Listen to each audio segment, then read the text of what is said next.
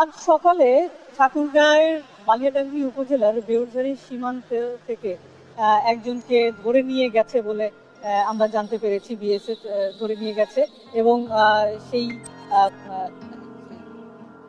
যে ঠাকুরগাঁও যে 50 ব্যাটালিয়ন আছে সেই 50 ব্যাটালিয়ন বিজিবির সাথে আমরা যোগাযোগ করার চেষ্টা করেছিলাম। এখন এই মুহূর্তে পতাকা বৈঠক চলছে এবং এই যে পতাকা বৈঠকের মাধ্যমে সেই বাংলাদেশিকে ফিরিয়ে আনার আসলে চেষ্টা করা হচ্ছে। তো এই যে বিএসএফ ধরে নিয়ে গেছে, কেন ধরে নিয়ে গেল, তার পরিচয়টা কি, এটি এখনো পর্যন্ত বিজিবি আমাদেরকে নিশ্চিত করে কিছু বলতে পারেনি। তবে বিজিবির সূত্র থেকে আমরা যতটুকু জানতে পেরেছি যে ধরে নিয়ে যাওয়া ব্যক্তি কাঁটাতারের বেড়া পার হওয়ার চেষ্টা করছিলেন এবং সেই সময় তাকে বিএসএফ ধরে নিয়ে যায় সেই বেউরঝাড়ি সীমান্ত থেকে। এবং কি কারণে যে ধরে নিয়ে গেল সেটি বিএসএফও যেমন বিজিবিকে এখনো পর্যন্ত ইনফর্ম করেনি এবং বিজিবিও আমাদেরকে নিশ্চিত করে কিছু বলতে পারেনি। বিজিবি চেষ্টা করছে যে ধরে নিয়ে যাওয়া ব্যক্তির পরিচয় জানার জন্য। সেই পরিচয়টি পেলে আসলে নিশ্চিত হওয়া যাবে যে সেই ব্যক্তি কি উদ্দেশ্যে কাঁটাতারের বেড়া ডিঙানোর চেষ্টা করছিল। যেহেতু 5ই আগস্টের পর থেকে দুই দেশের সীমান্তে এক ধরনের উত্তেজনা চলছে, যতগুলো সীমান্ত আছে সব সীমান্তেই, বিশেষ করে পশ্চিমাঞ্চলের সীমান্তগুলোতে যে উত্তেজনা চলছে, তার মধ্যেই এই যে আবার বিএসএফ যে ধরে নিয়ে গেল ঠাকুরগাঁও সীমান্তে একজন বাংলাদেশিকে, সেটি নিয়ে আবার নতুন করে উত্তেজনা তৈরি হয়েছে।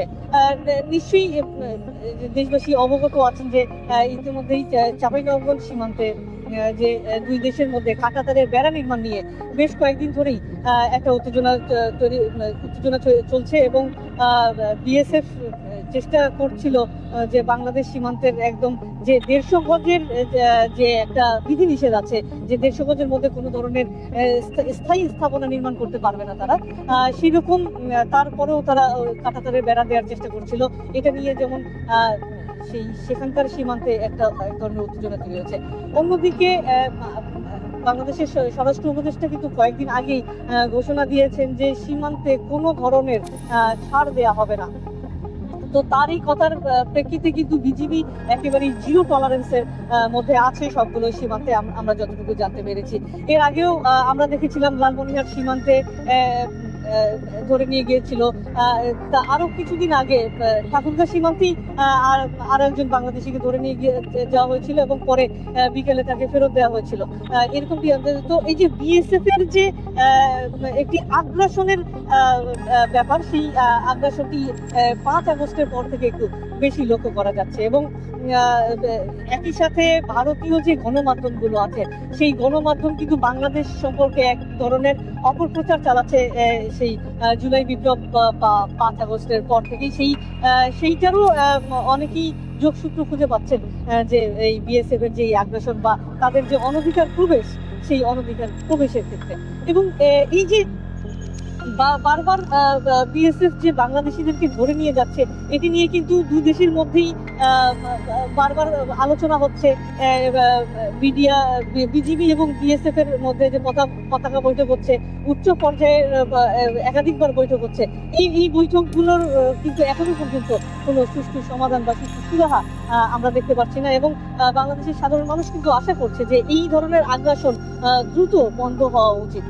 এবং এই যে পতাকা বৈঠক করে হয়তো সাময়িক একটা সমাধান হচ্ছে, কিন্তু স্থায়ী যে সমাধান সেটি কিন্তু আমরা দেখতে পাচ্ছি না। এমনকি আমাদের অন্যান্য সহকর্মীদের মাধ্যমে আমরা জানতে পেরেছি যে ঠাকুরগাঁও সীমান্তের এই যে বেউরঝাড়ি যে এলাকাটি বালিয়াডাঙ্গি উপজেলার, এখানে যেমন সীমান্তের কাঁটাতারের বেড়া আছে, আরো বেশ কিছু এলাকা আছে। ঠাকুরগাঁও একটি বড় জেলা এবং এই জেলায় অনেকখানি ভারত এবং বাংলাদেশের সীমান্ত রয়েছে এবং এর মধ্যে বেশ কিছু এলাকায় আমরা খবর পেয়েছি যে 150 গজের যে বিধিনিষেধ সেটি অতিক্রম করে শূন্য রেখা থেকে 5 গজ বা 10 গজ পরে বিএসএফ যে পাহারা চৌকি যেগুলো থাকে সেই চৌকিগুলো বসিয়েছে। তো বিএসএফ কি সে বিষয়ে জিজ্ঞেস করা হলে বিএসএফ যেটি আমাদেরকে জানিয়েছে যে তারা আবার নতুন করে ম্যাপ দেখে তারা সীমানাটা পুনর্নির্ধারণের চেষ্টা করছে বা পর্যালোচনার চেষ্টা করছে যে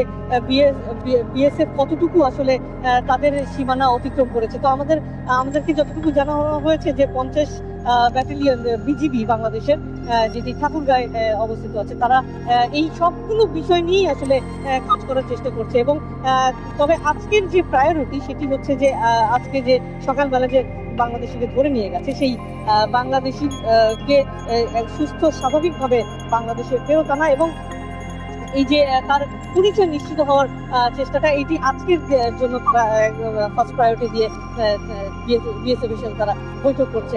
এবং জানিয়ে রাখি যে এই যে বিএসএফ এর যে আগ্রাসন, এটি কিন্তু একেবারেই নতুন কোনো ঘটনা না, বা 5 আগস্টের পর থেকে এরকমটি হচ্ছে সেটি এরকম নতুন বিষয় না।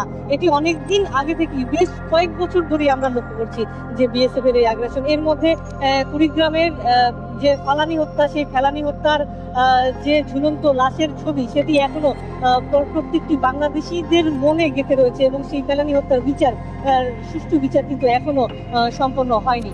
তো সেদিক থেকেও যেমন বাংলাদেশের উচ্চ পর্যায় থেকে যোগাযোগ করা হচ্ছে, বারবার ভারতকে তাগিদ দেওয়া হচ্ছে এই বিষয়টি একটি সুষ্ঠু তদন্ত করে সুষ্ঠু বিচারের আওতায় নিয়ে আসা, কিন্তু সেটির কোনো অগ্রগতি আমরা পাচ্ছি না।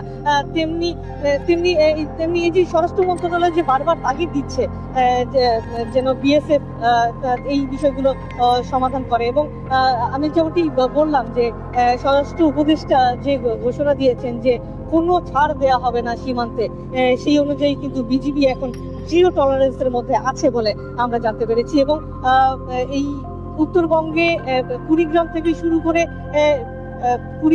শুরু করে একদম দিনাজপুর পর্যন্ত বিশাল একটি এলাকা কিন্তু এই সীমান্ত এলাকার মধ্যে আছে, এবং এইখানে প্রায় এরকম ঘটনা আমরা দেখতে পাচ্ছি। তো আজকের যে ঠাকুরগাঁর যে ঘটনাটি চলছে, এখন পর্যন্ত এই পতাকা বৈঠক চলছে, এবং পতাকা বৈঠক শেষে আমরা আশা করছি যে খুব দ্রুত হয়তো সেই বাংলাদেশিকে সুস্থ এবং স্বাভাবিকভাবে বাংলাদেশে ফিরিয়ে আনতে পারবেন বাংলাদেশের বিজিবি সদস্যরা।